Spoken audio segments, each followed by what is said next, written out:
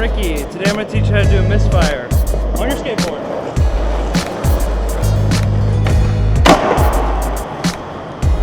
To do a misfire, you have to set up your feet like a kickflip, but when you pop your ollie, your front foot doesn't flick the board. It basically says, I'm not going to touch you, board. You got cooties.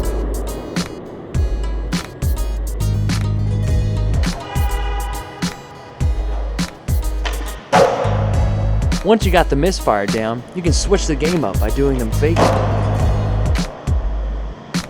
Up curves, and even throw some grabs in there.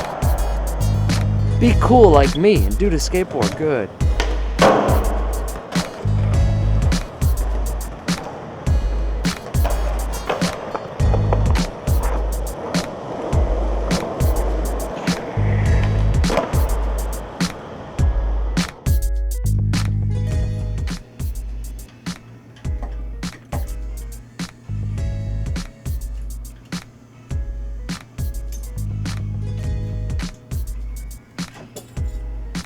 And that's how you do the misfire.